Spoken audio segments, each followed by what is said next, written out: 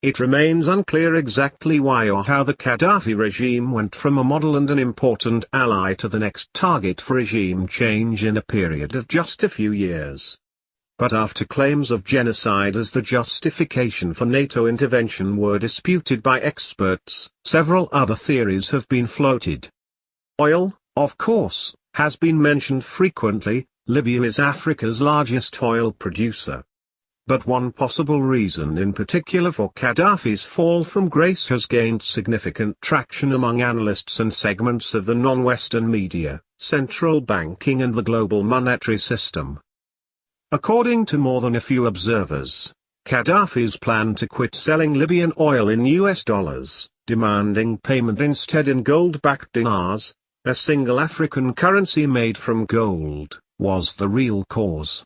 The regime, sitting on massive amounts of gold, estimated at close to 150 tons, was also pushing other African and Middle Eastern governments to follow suit. And it literally had the potential to bring down the dollar and the world monetary system by extension, according to analysts.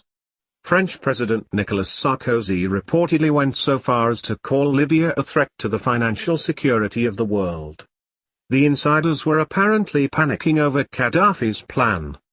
Any move such as that would certainly not be welcomed by the power elite today, who are responsible for controlling the world's central banks, noted financial analyst Anthony Weil, editor of the free market-oriented Daily Bell, in an interview with RT.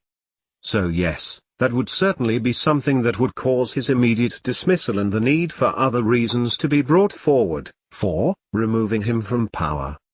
According to Weil, Gadhafi's plan would have strengthened the whole continent of Africa in the eyes of economists backing sound money, not to mention investors. But it would have been especially devastating for the US economy, the American dollar, and particularly the elite in charge of the system. The central banking Ponzi scheme requires an ever-increasing base of demand and the immediate silencing of those who would threaten its existence. Weil noted in a piece entitled Gadhafi Planned Gold Dinar, now under attack earlier this year.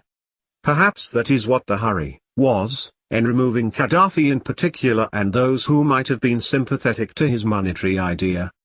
Investor newsletters and commentaries have been buzzing for months with speculation about the link between Gadhafi's gold dinar and the NATO-backed overthrow of the Libyan regime. Conservative analysts pounced on the potential relationship, too. In 2009, in his capacity as head of the African Union, Libya's Muammar Gadhafi had proposed that the economically crippled continent adopt the gold dinar, noted Ilana Mercer in an August opinion piece for WorldNet Daily. I do not know if Colonel Gadhafi continued to agitate for ditching the dollar and adopting the gold dinar, or if the agitator from Chicago got wind of Gadhafi's uncharacteristic sanity about things monetary. But if Arab and African nations had begun adopting a gold-backed currency, it would have had major repercussions for debt-laden Western governments that would be far more significant than the purported democratic uprisings sweeping the region this year. And it would have spelled big trouble for the elite who benefit from freshly counterfeited funny money, Mercer pointed out.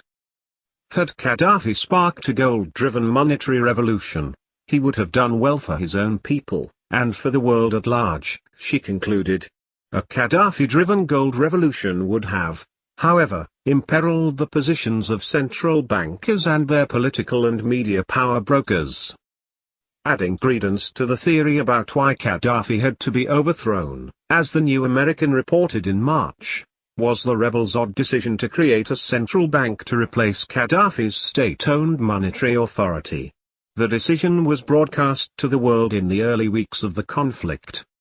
In a statement describing a March 19 meeting, the rebel council announced, among other things, the creation of a new oil company. And more importantly, designation of the Central Bank of Benghazi as a monetary authority competent in monetary policies in Libya and appointment of a governor to the Central Bank of Libya, with a temporary headquarters in Benghazi.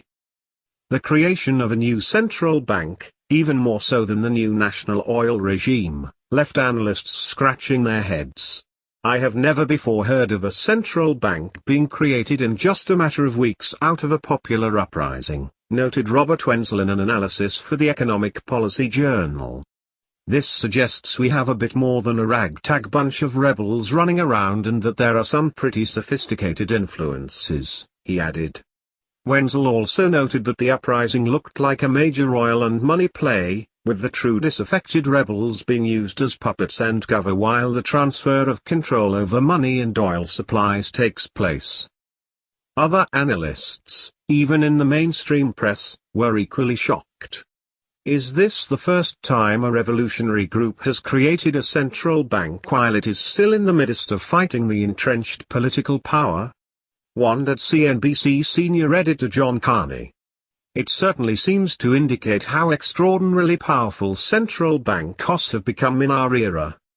Similar scenarios involving the global monetary system, based on the US dollar as a global reserve currency, backed by the fact that oil is traded in American money, have also been associated with other targets of the US government. Some analysts even say a pattern is developing. Iran, for example, is one of the few nations left in the world with a state-owned central bank.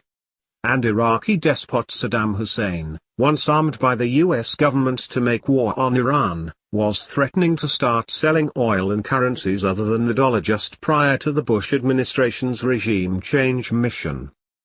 While most of the establishment press in America has been silent on the issue of Gadhafi's gold dinar scheme, in Russia, China, and the global alternative media, the theory has exploded in popularity.